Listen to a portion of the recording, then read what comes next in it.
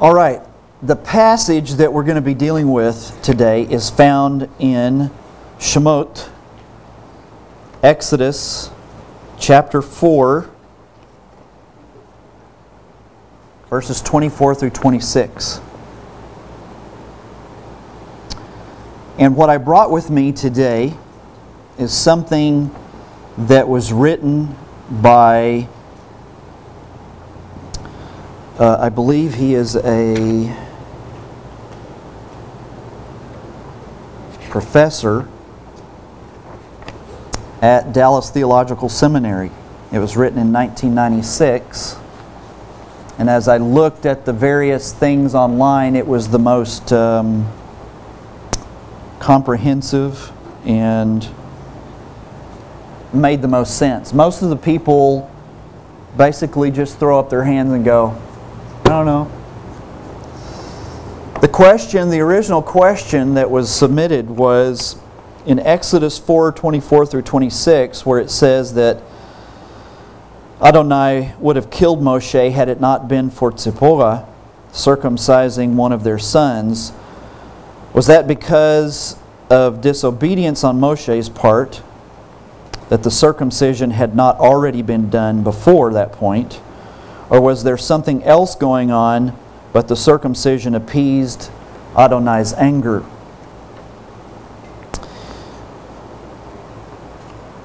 I like the way that the author of this paper begins. He says that this particular passage comprises possibly the most perplexing passage in all the Torah, surpassed perhaps only by the puzzlement many feel concerning, quote, the sons of God and the, quote, daughters of men in Genesis 6, 1 through 4. And there is no consensus of understanding as to what is going on here or why. Okay? There is a lot of presupposition, and depending on the particular religious bias that the commentator brings to the table, they come up with their own interpretation and understanding of what is actually transpiring here. So before we actually get into what other people think about it, let's actually take a look at what it says in the Complete Jewish Bible, which, by the way, I'm going to say is neither right nor wrong. It is a translation. Period. And but the argument that is put forth in this paper is on a particular subject like this that is controversial in nature and not very clear in the way that it is presented, you really cannot base your arguments and what you think about what went on in this situation based upon the translation, but you actually have to go back to the original text and see what the original text has to say. Okay? Because different people, like I said before, depending on their bias, they're going to translate this differently. Okay? So 4:24 through 26. At a lodging place on the way, Adonai met Moshe and would have killed him, had not Tzipporah taken a flint stone and cut off the foreskin of her son. She threw it at his feet, saying, "What a bloody bridegroom you are for me." But then God let Moshe be. She added, "A bloody bridegroom because of the circumcision." Now, just reading the passage, it's very enigmatic just reading those few verses, okay? It leaves you scratching your head on numerous levels. And if you read the narrative prior to this and then after this, it seems really strange and out of place that all of a sudden in the midst of the narrative you have this little 3-verse story of something that happened to Moshe. Now understand that, like we said earlier, Moshe was the one who wrote the Torah. Okay? The Torah was written by a man. An inspired man. A man who wrote what he wrote because God spoke to him and told him, many of the things that he was supposed to write. But being a human being, there's no doubt that there's some in here, especially when it comes to the storytelling process, that's coming from Moshe. It doesn't make it any less anointed as Scripture. You just have to understand that any of us as human beings, even if we're riding under the unction of the Holy Spirit, there's going to be a mixture of the Holy Spirit and the human being in the process.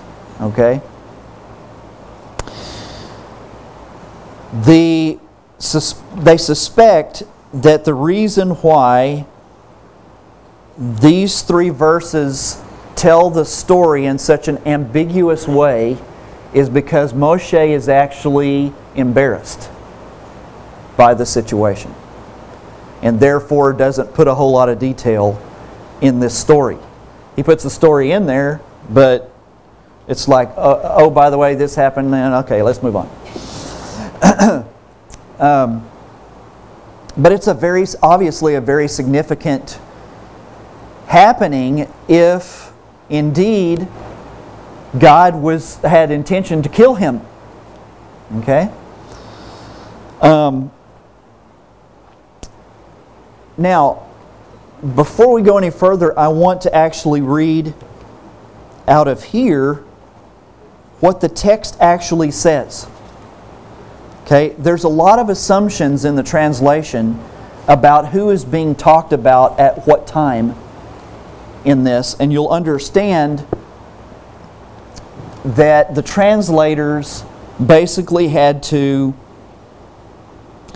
speculate as they were translating about who is being talked about. Okay? So, in Hebrew, and he was on the way at the lodging place that he met him, Yahweh, and he wanted to kill him. But she took Zipporah, flint knife, and she cut off foreskin of son of her, and she touched on feet of him, and she said, "Surely, bridegroom of bloods, you to me." So he left from him then. She said, "Bridegroom of bloods," about the circumcision. So, as you can see, Moshe's name is never mentioned in these 3 verses. It is assumed that it is being spoken of Moshe. Also, when we where it says, "and he was on the way," it's assumed that we're talking about Moshe, and it's assumed because God had spoken to Moshe and said, "I want you to go to Egypt." And so Moshe is on his way to Egypt with his wife and with his sons. So it's not unreasonable to assume that the he here is Moshe. Okay? But there's some other he's that are also on the way. Okay? If Moshe is going, God's going with him. That's another he. if Moshe is going in this particular passage, he has 2 sons that are going with him as well. 2 more he's. So, he doesn't really tell us anything. The next thing that we have to deal with is that after, well, first of all,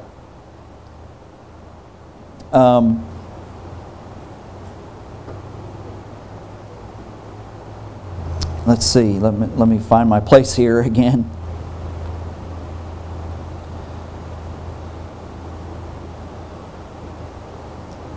Okay, the next thing that we have to deal with is it says that Zipporah took a flint knife and circumcised one of her sons. But which one? We don't know. We don't know for sure. Okay? Because she has 2. Okay? The next thing that we have to deal with, the question we have to deal with, it says, and she touched on feet of him.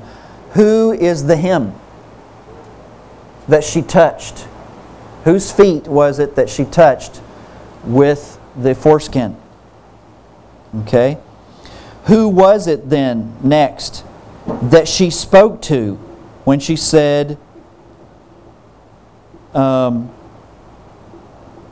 surely, bridegroom of bloods, you to me.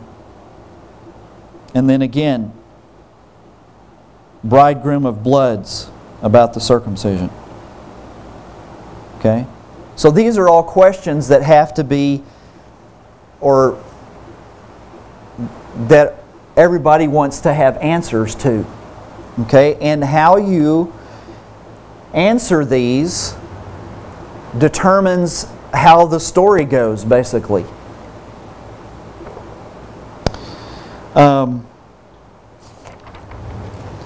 Here are some suggested interpretations. There's 3, and then the author follows up with what he believes is going on. And by the time we're done, I'll just tell you up front, I go along with this author's interpretation of what's going on here. But some very famous commentators weighed in on this particular issue. But before I get to the comments by the different commentators, I noticed you kind of acted like you wanted to say something or ask something, or at one point. Oh, well, I was just wondering. Wait. Wait for the microphone. You have to wait for the microphone if you want to ask or say something. Well, I was just wondering, because if you put it in context where you're reading it, I mean, it's talking about what God had said to Moses to tell Pharaoh. He said, then I will take your firstborn son. So if you put that in there, I mean, that's kind of, and then he's talking about firstborn son. I always assumed that it was possibly to spare his firstborn son. Once we get to the author's interpretation of this, you'll see where it's not evident. Were you raising your hand? Yeah, Nate. Right here. Where it's not evident. Talking about when the Lord was going to kill Moses. Yeah. Yeah, I was going to say that, God is love, so whatever he was doing, was a loving thing. So I just wanted to speak that out, so we could look at it in light of that it was a loving thing, and yeah. So. All right. Here is.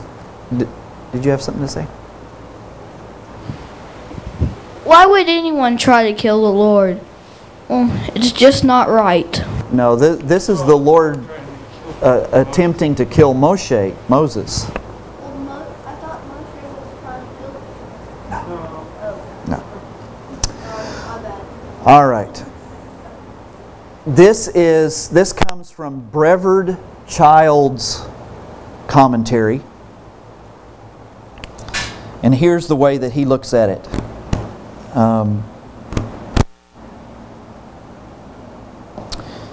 To this, the question, let's see, let me start at the beginning. Childs notes many difficulties, including those of connection, the rash action of the Lord, the lack of stated reason, the lack of an explanation of the action of Tzipporah, the lack of antecedents, and the irrational, almost demonic atmosphere with its focus on blood. Then he says that it is not clear whose feet were touched. Quote, "In my opinion, the redactor of the present narrative seemed to have understood the child as the recipient of the action. The smearing of the blood serves as a visible demonstration that circumcision has indeed been performed," end quote. To this question may be asked, would not the boy's wail be sufficient evidence that he was the one on whom the procedure had been accomplished? Why also put blood on the child's feet? And by the way, because of the subject matter, we're going to be talking about things that are not going to necessarily be tasteful. And I apologize for that, but we can't avoid that in this discussion. So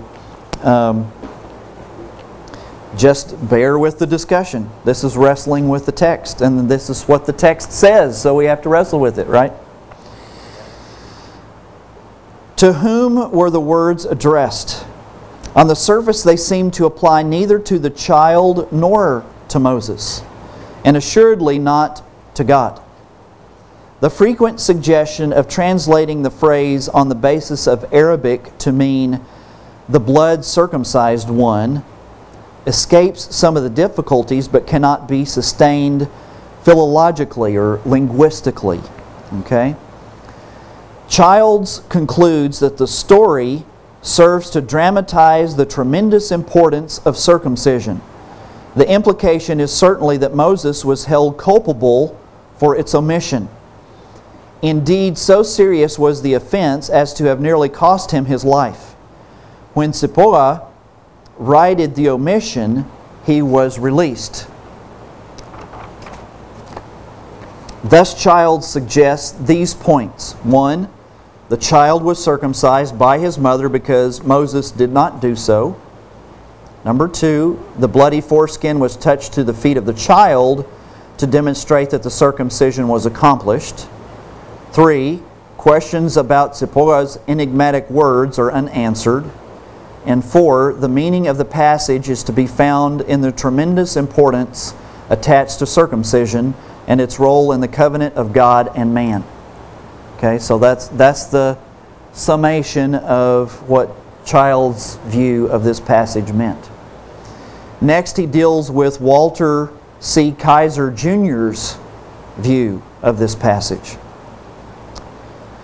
With the 2 textual clues, the rite of circumcision as the explanation of the whole episode and, quote, "my firstborn son," end quote, in the previous verses, as the connection between the sections, the rest of the passage yields this explanation.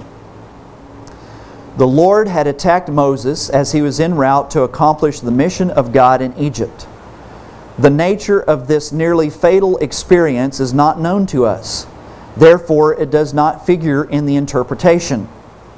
That Moses was the object of the divine action is clear from the fact that the otherwise unspecified son in verse 25 would need to be identified as belonging to someone other than Moses. The sudden introduction of Tzipporah's action leads us to believe that she instinctively connected her husband's peril, a malady so great that it left only her hands free to act, for presumably his were not able to help, with their failure to circumcise their son. This she immediately proceeded to do, but her words of reproach, "Surely you are a bridegroom of blood to me," indicate that the root of the problem was in her revulsion and disgust with this rite of circumcision. Now, bear with me, these are just the thoughts of various men. It's neither right nor it's neither correct nor incorrect. These are just the assumptions of people, okay? Kaiser then gives this conclusion. Thus, for one small neglect, apparently out of deference for his wife's wishes, or perhaps to keep peace in the home, Moses almost forfeited his opportunity to serve God and wasted 80 years of preparation and training. To further underscore this connection between Moses' grave condition and the circumcision of his son, Zipporah took the excised prepuce and touched Moses' feet. This need not be, as many commentators argue, a euphemism for his genitals, for this is not a puberty rite here. The Lord let Moses go, and the grip of death was lighted.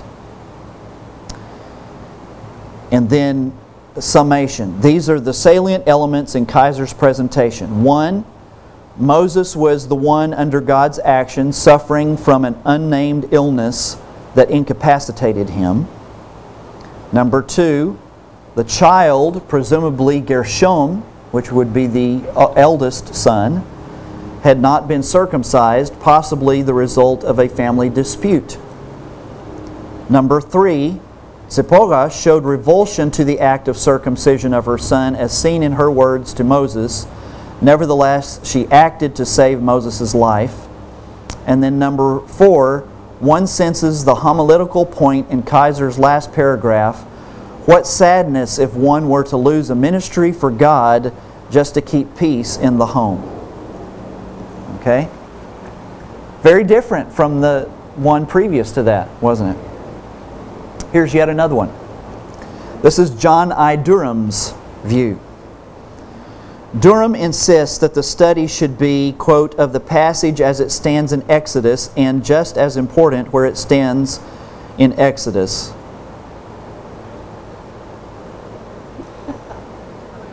Where it stands in Exodus. These are his interpretive points. Number 1, the main point is clearly circumcision, and at that a specific circumcision. The etiological view, as Childs argues, is not in view here, nor in the present text is there any ground for a demonic interpretation. Number 2, Moses was the object of Yahweh's encountering action. Number 3, the reason for the attack is that Moses had not previously been circumcised. Number 4, Zipporah circumcised her son because if she had circumcised Moses, he would have been incapacitated for his journey. On the child, the effects would be less problematic. In any event, the child did not make the journey. To transfer the effects of the rite to Moses, she touched the severed foreskin of her son to Moses' genitals. The phrase, quote, a bridegroom of blood, was an ancient formula recalling circumcision as a premarital rite. And number 7, thus Zipporah's action is a vicarious, quote, a vicarious circumcision of Moses to prevent his being painfully crippled at the beginning of the most important undertaking in his life, end quote. There are some strengths to Durham's position, but his view is marred by a critical error. Quote, vicarious circumcision, end quote, is as unlikely a category as vicarious baptism. This is a theological oxymoron. If Adonai were about to kill Moses because he was not circumcised, the blood of his son's foreskin on his still uncircumcised organ would not likely assuage the wrath of God. Further, Durham says that the words of Zipporah form the ritual statement which accompanied the premarital circumcision as a declaration to a young man's in-laws that he was of an appropriate age for marriage. Of what application would this be for Moses, who had long before married her and fathered 2 sons by her?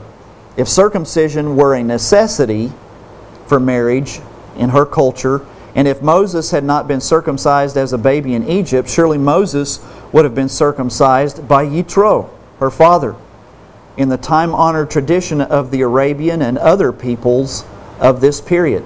The weaknesses of this view outweigh the strengths. Now, after hearing those interpretations, now we're going to get into the good stuff, okay? All right. Now it happened on the way at an inn that Adonai encountered him and sought to kill him. Okay? Which is a translation taken, directly from the passage from the Hebrew text as the Hebrew text is given. No mention of Moshe, just says him. Okay?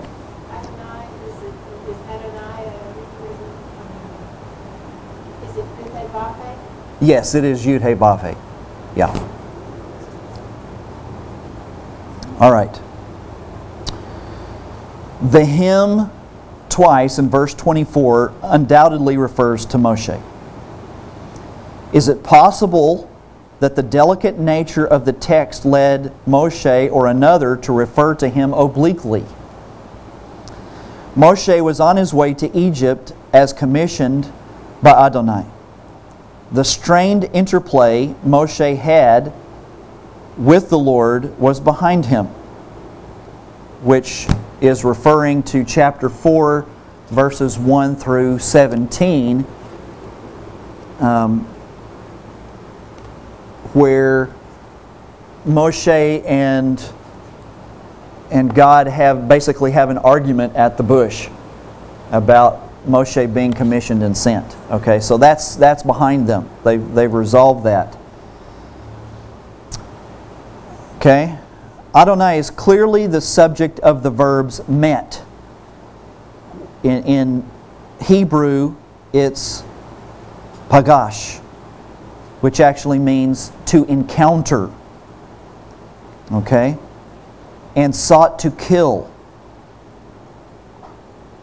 Moses had recently learned the meaning of the name of God, Yahweh. Now God, who was for him, had become his enemy. So, when Moshe leaves the bush, God's for him.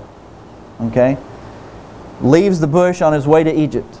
God is for him, and then all of a sudden, God is his enemy in the process of going to Egypt.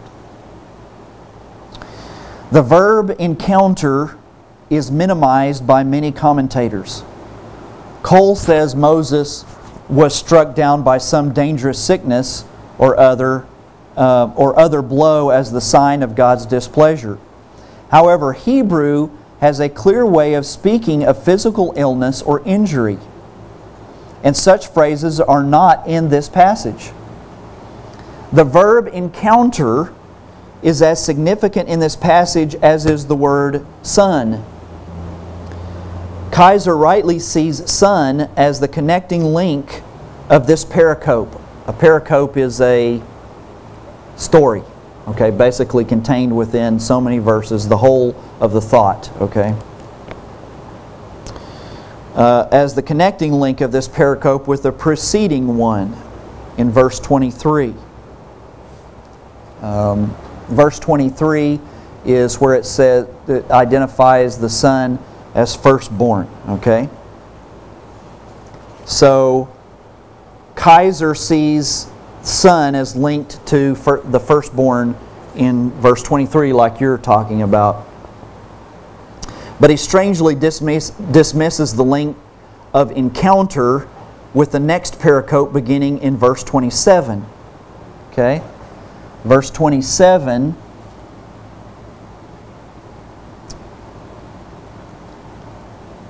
says, "And he said, Yahweh to Aharon, go to meet Moshe in the desert. So he went.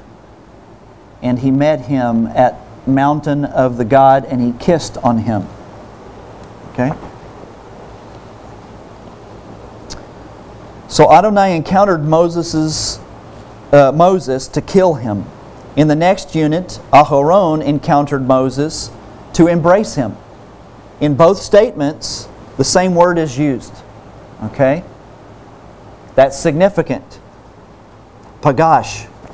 This is a relatively rare verb that connotes a significant personal encounter. This verb suggests a dramatic or hostile encounter of Adonai with Moshe in what may be a hitherto unacknowledged theophany. Okay? Those approaches that say Moshe was ill because of a visitation by the Lord overlook the serious nature of this term. This theophany was an appearance of the living, pre-incarnate Messiah, the one who reveals the Father and is the living Word. Adonai's encounter with Moshe was similar to the wrestling match of the angel of Yahweh, which was also the pre-incarnate Messiah, with Jacob. Both theophanic appearances were sudden, personal, direct revelations of the divine presence in a hostile wrestler's hold.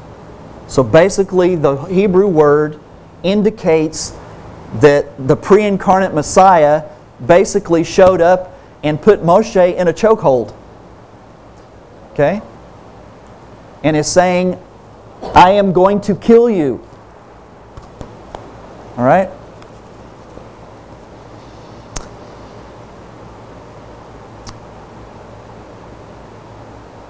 Moshe was held by the Lord, not beset by a mysterious disease.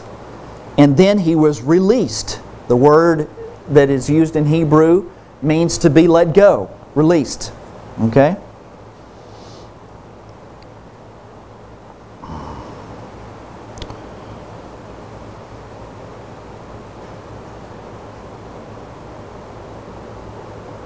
Then he was released by Adonai when his demands had been met. It was not simply that he got better, quote unquote. Just as he was later held by Aharon in a warm embrace, so now he is held by the Lord in a hostile hold, a death grip. Why does verse 24 state that Adonai sought to kill him? If he truly wished to kill Moses, could he not have done so in a moment? Actually, the very opposite was God's intention. He held Moshe in a death grip, but he did not want to kill him. The verb bakash, to seek, means not a frenetic activity on God's part, but a sudden struggle, a divine grip, and divine patience before the final blow. In other words, he's got him in that death grip. You can just imagine it in wrestling terms, and all I have to do is go like that, and you're gone. Okay? But I'm waiting. I'm holding you, and I'm waiting. Okay? Indeed, he was giving Moshe one last chance to stay alive. Strangely but surely, this is another instance of God's grace. Moshe had committed a serious offense against the Lord that made him unfit to be God's agent of deliverance or to live in God's presence. And now we're going to get into why. In verse 25, Zipporah took a flint and she cut off the foreskin of her son and she held it out to touch his feet, and she said, "Surely you are a bloody bride father to me." Okay? Now this is very crucial how you translate that particular word. It's translated in the Complete Jewish Bible and in many translations as bridegroom. But he translates it bride father, and there's a reason.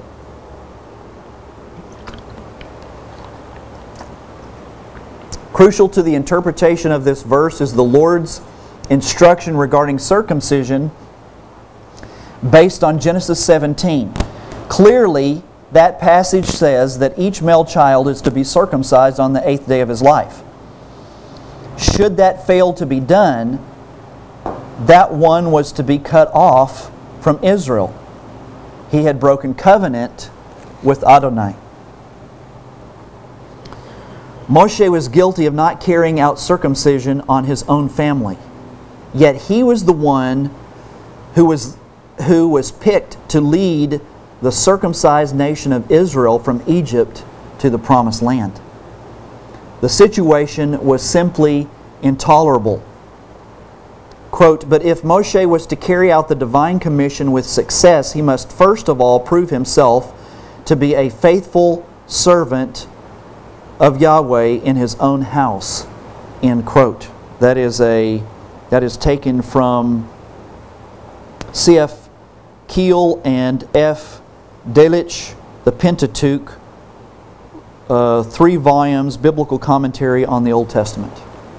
Okay? Though a sentence of death was pronounced on any neglect of circumcision as being a breach of the covenant, Moshe had probably omitted circumcision of his child simply from regard to his Midianitish wife, who disliked this operation. He had been guilty of a capital crime, which God could not pass over in the case of one whom He had chosen to be His messenger to establish His covenant with Israel. There may be a grisly pun in the words "cut off" in Genesis 17:14. If the foreskin were not removed, then the person was to be removed. Did the punishment fall on the child who was circumcised or on the parent who refused to have this done? The answer may be on both. That is, the child seems to be in view in Genesis 17:14, but the command is for the father or his agent to do the task. Another issue concerns which son is in view in Exodus 4:25. Since only one son is said to be circumcised, one may assume that the other son had already been circumcised. The words "her son" do not exclude Moshe as father, of course, nor is it likely that this was a child of hers from another marriage. But they may suggest something of the animosity she may have had against circumcision.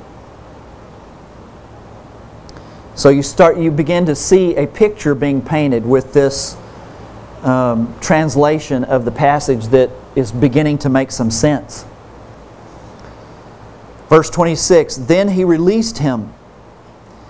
Now she had said, 'bloody bride father,' with reference to the circumcision. The verb to release, rapha, means to sink, to relax, to withdraw. This fits with the idea of the release of the wrestler's grip of death described above. Zipporah repeated the scurrilous phrase, "bloody bride father," to the living God because she was so angry at the act she was forced to perform on her child. All right. When Gershom was born, Moshe would have circumcised him on his 8th day as a matter of course, following the clear teaching of Genesis 17:9-14. While circumcision was also practiced by the Midianites, it would have been a kind of puberty rite of passage for them, which was true of other Semitic peoples as well. So the Hebrews were different from the other Semitic peoples as to when they did circumcision. The other Semitic peoples waited until a child was much older before they did the circumcision, which is even carried out to this day in many Arabic and Muslim countries. At the age of 12 is when the child is actually circumcised, okay, rather than on the 8th day. All right. Since only one son, the word, I've already done that. Verse 26, "Then he released him." I've already done that too. I lost my place. All right, okay, wait a minute. We go. "Thus too, the child's mother, the practice of circumcising babies would have been unexpected at best and abhorrent at worst. When the child was born, Zipporah, perhaps in association with her father, may have strongly resisted, saying, "You have done this with the first boy, but not again, not with my son." If only one son had not been circumcised, it would seem more likely to be the younger rather than the older. So now, at the critical moment, she did what she had objected to before. Moshe, her husband, was in the death grip of his God. She rushed forth, did the deed, but was surely repulsed by the practice. In her anger, quote, she reached out with the foreskin to touch his feet, end quote. At whom was she angry? Certainly not at her son, for she had sought to protect him from an early circumcision. Nor would her anger have been directed principally against her husband, for she sought to save him by her impetuous action. Instead, she was angry at Moshe's God, who demanded the circumcision of babies against the traditions of all peoples in the region, who had brought about her husband's action in circumcising their older boy shortly after his birth, and who now demanded that her younger boy be circumcised or her husband would be killed. Her husband's God. So to the Lord she reached out with the bloody prepuce, touching his feet, and to him she called out harshly, "You are a bloody bride father to me." She would have addressed these words to Adonai for three reasons. One, God was the one who had demanded that this action be done on her son. Two, she reasoned that since God, quote unquote, liked the bloody foreskin so well, he might as well have it. And number three, God had become to her like the circumcisers of her culture, demanding the circumcision just before marriage. This is the meaning of her ambiguous words in which she called God her blood relative by means of the enforced circumcision of her son. This view helps explain the use of the word "az" in verse 26. This word sometimes serves as a stylistic device to introduce a phrase that is to be stressed. She said what she did to the Lord because of the circumcision. This passage does not explain circumcision. Circumcision explains the passage. Also, this point of view helps explain something the text does not mention until later. Even though Moshe had asked for permission from Yitro to return to Egypt, presumably with his family, he must have sent his family back to Yitro following this encounter at the inn. They're not mentioned at all in the story of Moshe's dealing with Pharaoh in Egypt. Given the attitude of Zipporah, she may well have separated from her husband. She saved his life when he was under threat by God, but she was not present when he, by the mercy of God, saved the nation. This view may also explain why Moshe married again. Many commentators have assumed that Zipporah died before he married a second time, but it may be that she remained with her father Yitro even after the events in Exodus 18. Although Zipporah came with Yitro to Moshe, nothing is said about their reunion. Was it perhaps out of respect for his wife that Moshe did not detail the nature of their estrangement? And was it out of personal shame that he did not make this passage more clear? Moshe's sin of not having circumcised his second son, calls to mind the concept of a, quote, sin to death in the New Testament in 1 Corinthians 11:27 through 30 and 1 John 5:16. Shemot, Exodus 4:24 through 26, becomes an example of this in the Hebrew Scriptures. If the proposed view is correct that Zipporah touched the feet of the pre-incarnate Messiah with the bloody foreskin, whose thoughts are not thereby driven to the cross on which his feet would one day bleed. The rite of circumcision was the foremost symbol of Israel's relationship to God. Involving the shedding of blood, it ultimately pointed to the shedding of the blood of the most innocent son. But he did not merely bleed a few drops. His very life was bled away. And his death is memorialized in the Lord's Supper by the cup, a symbol of blood. Interesting. What do you think? Right over here. I had a couple things. On the circumcision on the 8th day, it's the most perfect time for coagulation. Right. So it was so it would be a good thing for that. Rather than waiting. And the second Yeah. thing about the father-in-law of Moses, he gave instruction to Moses on dealing with the people later, so he still had contact with him at a later date. So I don't know about the separation thing because of that, because he still had contact with his father-in-law. Yeah. So I don't know. But how there's that is no there's no more significant mention of Zipporah after this event. And right. She died. well, that is one interpretation. But like this said, it may have been that rather than her dying, this was such a... If anything could have brought Moshe and Zipporah close to being divorced from one another, this did it for Zipporah.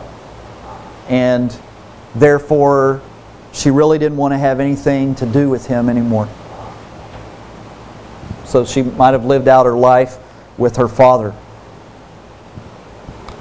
What's interesting to me is that both times with Jacob and with Moses, the fate of the nation was at stake. Mm-hmm. There was another time that the fate of the nation was at stake, and that was in Ezra chapter 9,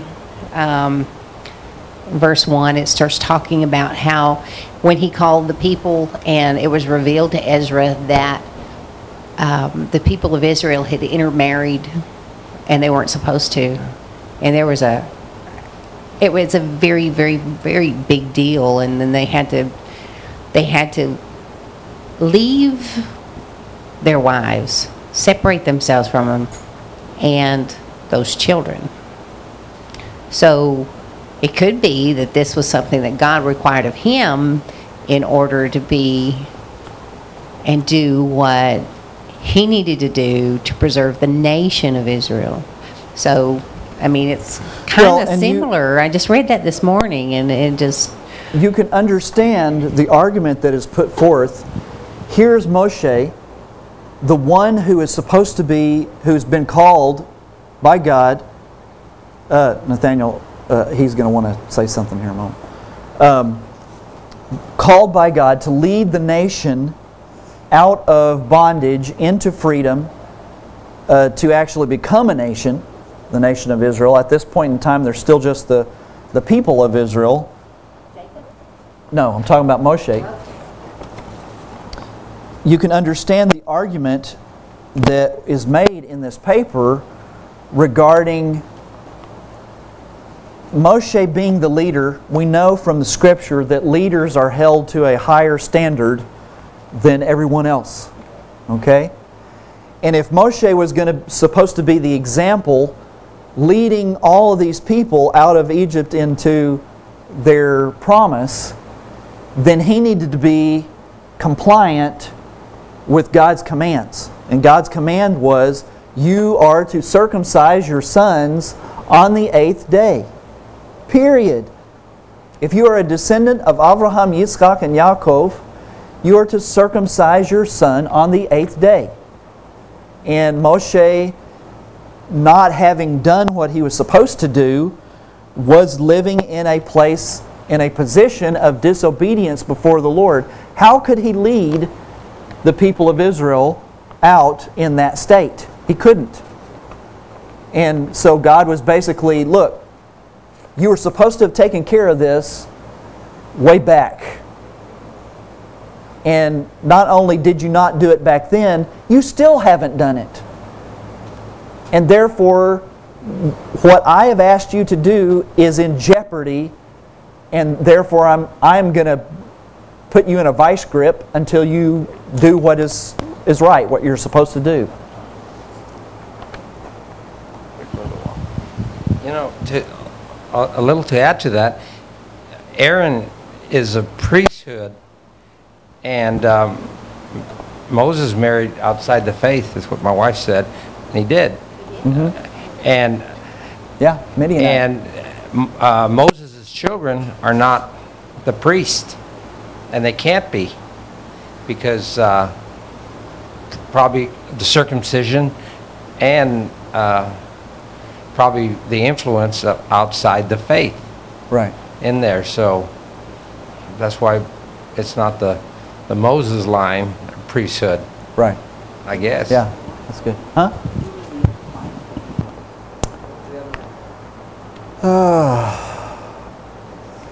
What was her name? And is she the His second wife. I don't remember off the top of my head. and is she the one that Miriam got in trouble over?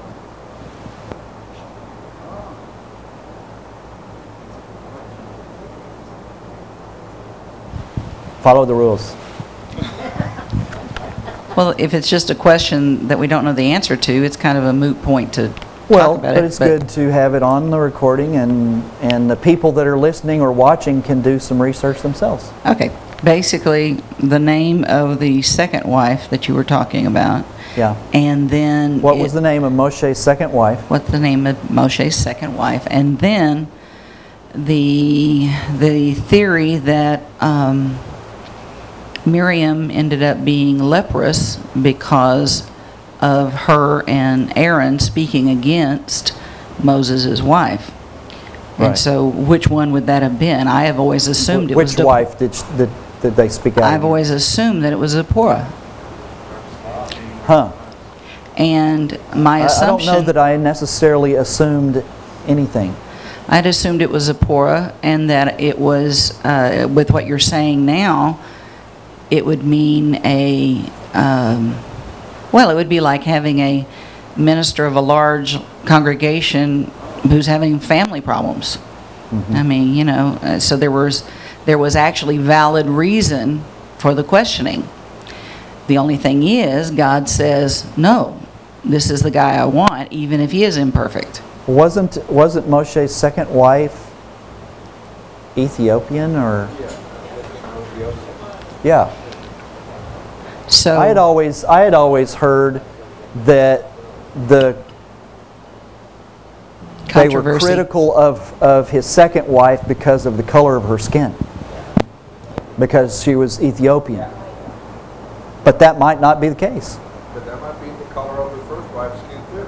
Yeah, we don't know. Like black to darker. Well, now I think Midianites were the offspring of Lot.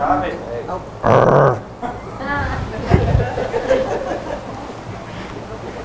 We have a microphone for a reason. I know, I'm sorry. The Midianites were offspring of Lot, right? Midian. Midian. Moab and Ammon, not Midian. Oh, Midian, I believe, was the offspring of Esau? of Esav. Yeah. Okay.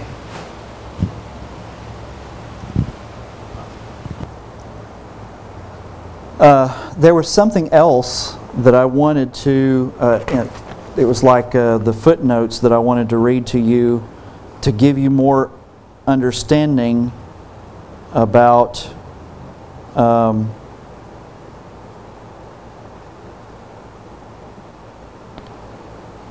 where it says bride father, what that term actually means. That term actually, the word that's used in Hebrew that's translated most often bridegroom, which is not actually an accurate translation. Bride father is actually the term that was used for father-in-law. And in Semitic tribes, the father-in-law was always involved in the circumcision rite prior to marriage. Okay?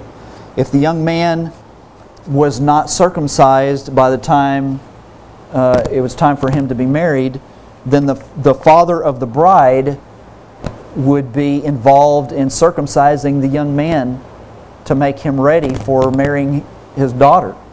Okay? And so,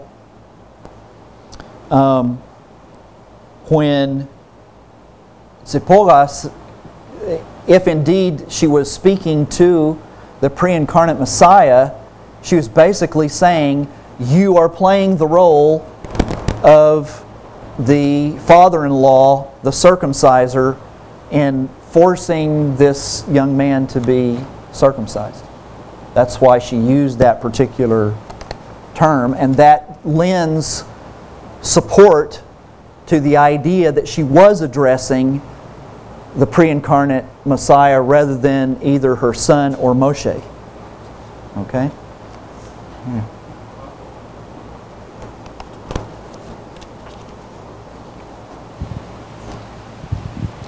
I know in growing up and reading the Old Covenant, the being offended at the bloodiness is actually a fairly common reaction, and it has been for hundreds of years. That's one of the reasons why no one wants to read the Old Covenant, no one wants to teach their children the Old Covenant, because they don't understand why it's so bloody. And are you listening? Yes. Well, no, I'm not. I was looking at Hebrew. Sorry. You're who I'm talking to. Oh, okay. Okay. I thought you were talking to all of them. Yes, but I'm talking to you mainly. Okay. Sorry. That's all right. Now I got to back up. Yes. Start over. Okay. Now Basically, I'm the listening. offense that most, for hundreds and hundreds of years, most of believers are offended at the bloodiness of the Old Covenant. Yes. Okay.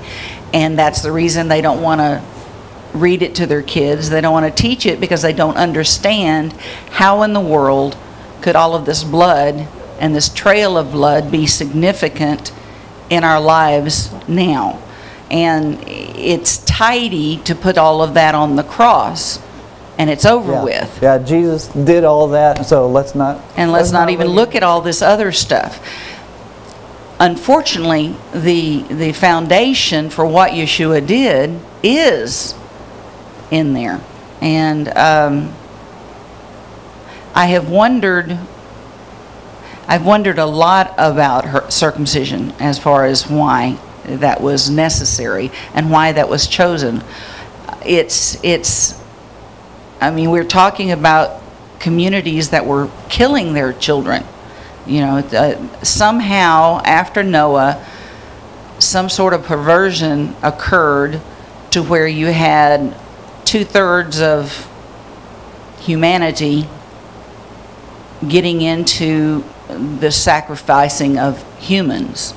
Okay? And when I say 2/3 of humanity, you've got, Noah had 3 sons. So 2 of them, the descendants of the 2 sons, other than Shem, would have been the ones that were into... Even descendants of Shem got some of involved those. in that stuff. So, like, yes. Well, Yeah. but the abortions that are done now are not for crops. You know, I mean, they were They were sacrificing their children for fertility and for crops and for all sorts of things. Well, now I guess there is a corollary that we can do on that one, which is basically that the abortions that are performed now are for convenience and financial stability. So there is an idolatry there. Yes. Yes. I don't know. Somebody else wants to talk. You're in the middle now. I don't know that I think she got lost. She was talking she went, "Beep." Circumcision and blood and... Oh, yes, okay. So basically after Noah you had all this human sacrifice. So the perversion had begun after Noah, prior to Abraham, okay? And if you look at like demonic stuff, there is a certain power or authority in using blood, okay? In somehow it affects the spiritual realm, all right? And yes, the scripture says life is in the blood. So there's something about this sacrificing, giving up, shedding blood. the shedding of blood. So Yahweh, in choosing to in choosing Abraham, this relationship with Abraham, and then using the sign of the covenant, not only in the sacrifices of the animals that they walk through, but also the sacrifice of his own blood that was shed. But it wasn't life-threatening, it wasn't killing. And I'm speculating, basically. I'm trying to draw a correlation between those two things, and that's why I was talking to you, is because I'm speculating. I don't know if that's accurate or not. Basically, here is the public shed blood for spiritual reasons. It does seem, I like to speculate with Deborah. It does seem that the circumcision, we have blood related to life and to new life. And whereas other forms of blood, if we spill the blood, death is involved because life is in the blood. But I just wanted to pick up and say, yeah, got it. Just real briefly, I thought that circumcision and those kind of things had to do with the blood covenant and perpetuating the blood covenant. There's even a blood covenant involved in marriage. So I thought that's what that was about. Well, she may be talking about the actual shedding of blood in the process of consummation. Yeah. So. Which that was the blood that was shed in order to seal the covenant that was made in marriage. So, I'm not standing up because I'm drawing to an end. I am standing up because of my end. On circumcision, the Jews were healthier than the other folks. They, living in a hot place, Phoenix, Arizona, that's where I'm from, and hot and whatnot, it was so much cleaner for the folks. All the other, with all their perversions, were a lot sicker, and all through their worship of temple and going to the baths and such, and they're just a lot cleaner folks, and God preserved them. Right. I finally found what I was mentioning before about father-in-law and circumciser. The the verb khatan, to circumcise, is related to an Arabic verb hatana, to circumcise. The Hebrew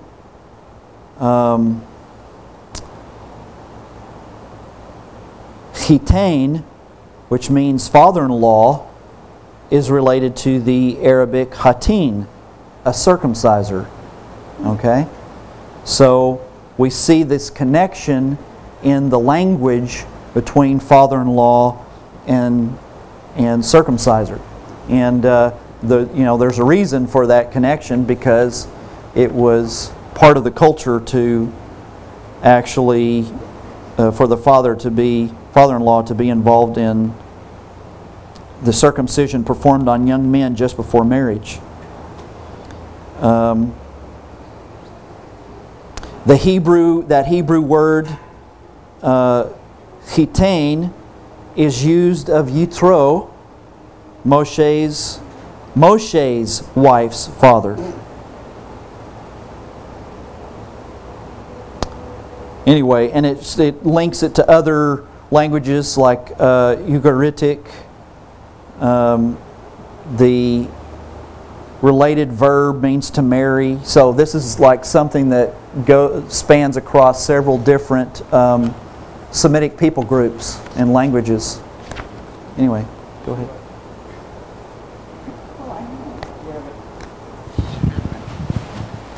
It was father-in-law. Father-in-law. So again, it's a legal situation. Yeah. So much of the Bible is about legal. Now I was about to say legalism. We don't want to say that's a dirty word. So about legal transactions, and so father-in-law was the basis of the blood. And you said one of those commentators called it a blood relative. Remember? Yeah. Which I think is interesting too.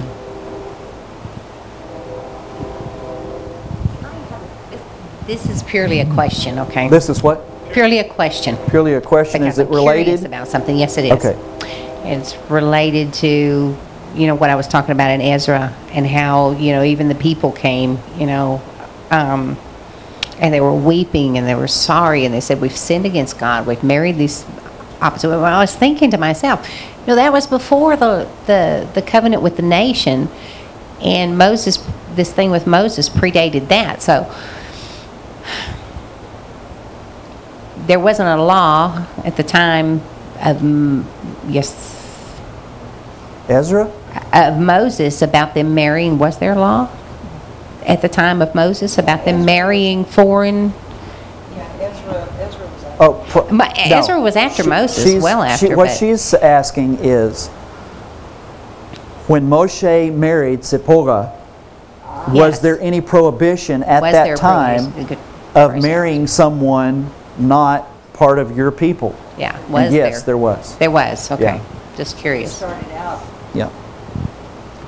So it would still apply, the same thing would still apply. Well,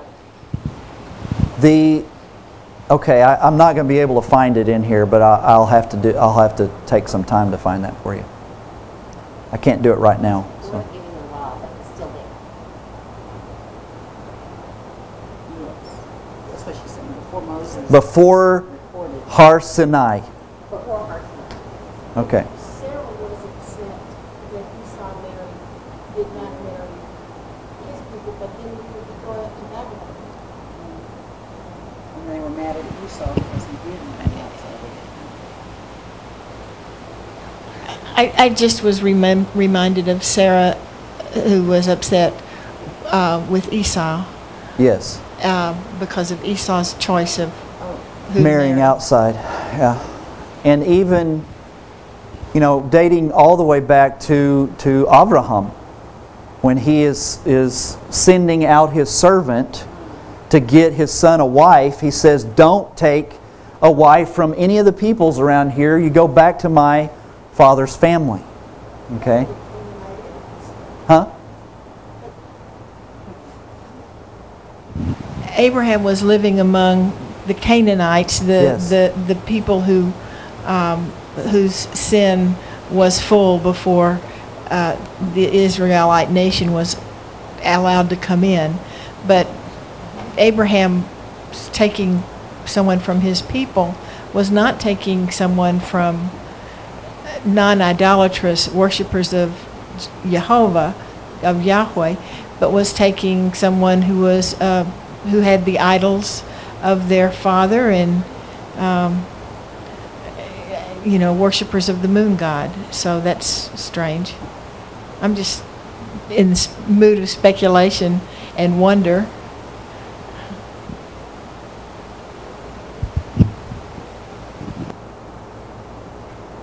Anything else before we move on? Yeah, right here.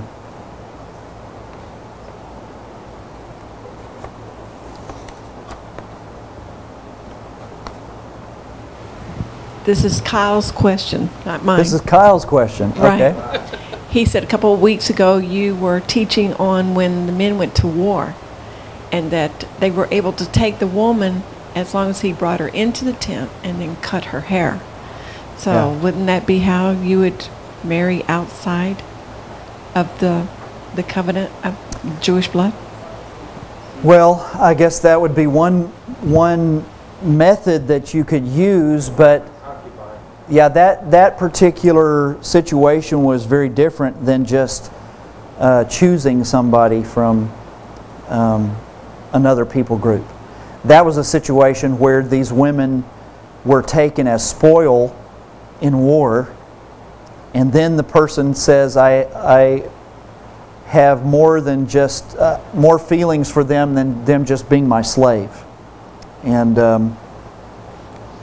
that, I don't know that was necessarily, it was obviously allowed, God allowed it, but I don't know that was a preferred thing that God wanted them to be doing. But it was allowed for. So, there's a lot of things that, even today, God allows us to do a lot of things, but it's not necessarily what He would ultimately want us to do. And it's only in His mercy that He allows us to do those things without taking our lives. And I don't know if you guys remember, I did a message over the last year or two talking about the mature son. The mature son doesn't ask, can I do such and such? The mature son says, Abba, what do you want me to do? And there's a big difference between those two. Because a lot of times if we go to God and say, can I? He'll say, yeah, you can do that. But if you were to ask Him, what do you want me to do? That's not the direction He would have us go. So.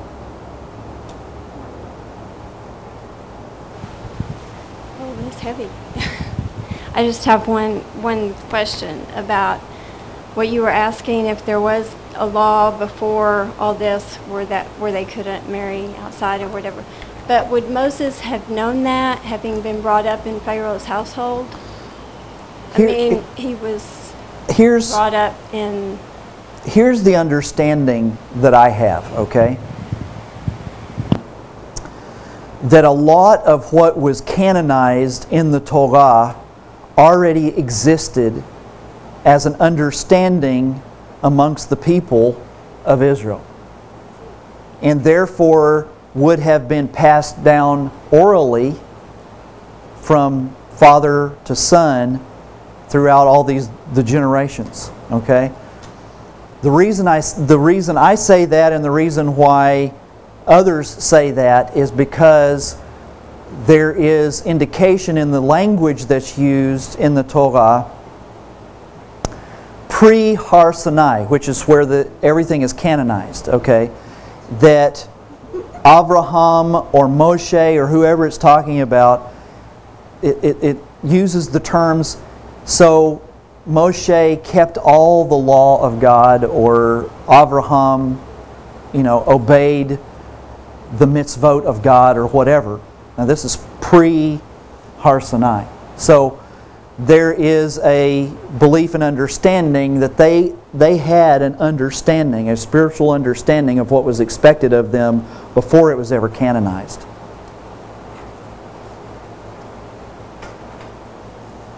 So the question in connection to her question, which probably can't be answered, is how did Moses learn about being in Pharaoh's household? Being in Pharaoh's household. Yeah, he wasn't with his father. So, but yeah, that's what I was thinking. Is probably his mother taught it to him, but it really can't be answered. I mean, that's just once again that's speculation. That and being the quote-unquote son of Pharaoh, he had freedom to roam about and do whatever he wanted to do in the kingdom. And it's pretty obvious from the story, at some point in time, he begins, I don't know if we would say fraternizing with, but he begins making connection with His people.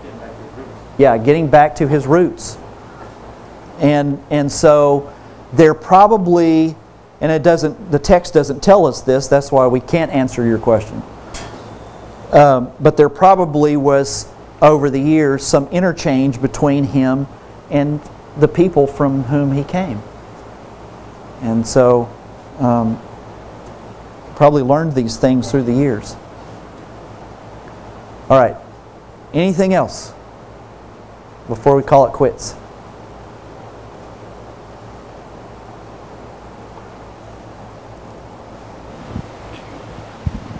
Yeah, I just wanted to say something about the whole thing with Moses and the Lord trying to kill him, yeah, I mean, God, He's a holy God, and the things that the Lord asked, was to develop, obedience and submissiveness in Moses, and it was, yeah, it all makes sense, really, yeah, it's awesome. And I wanted to introduce myself too. I'm Matthew West. I'm from the YWAM based on the road. So, okay. Yeah, I'm really glad I got to come here today. It's pretty awesome. Oh, good. Good to have you here. So, thanks.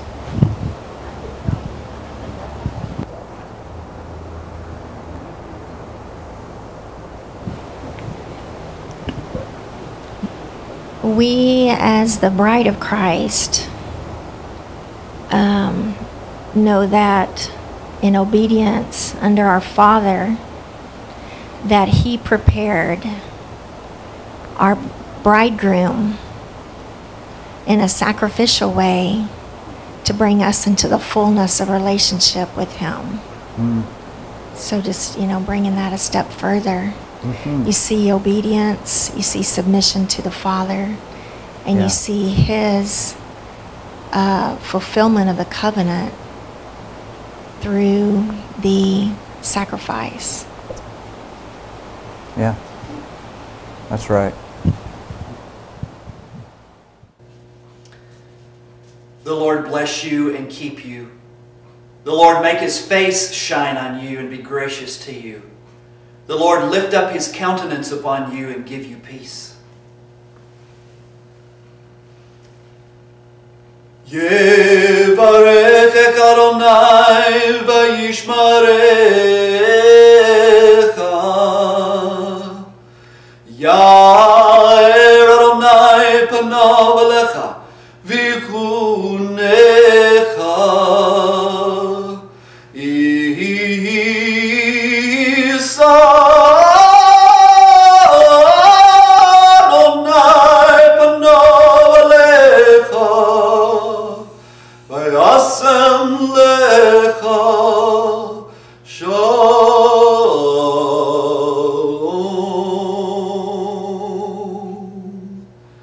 B'shem Yeshua Mishikenu, Adonenu, Tzidkenu, Yeshuatenu, Sar Shalom.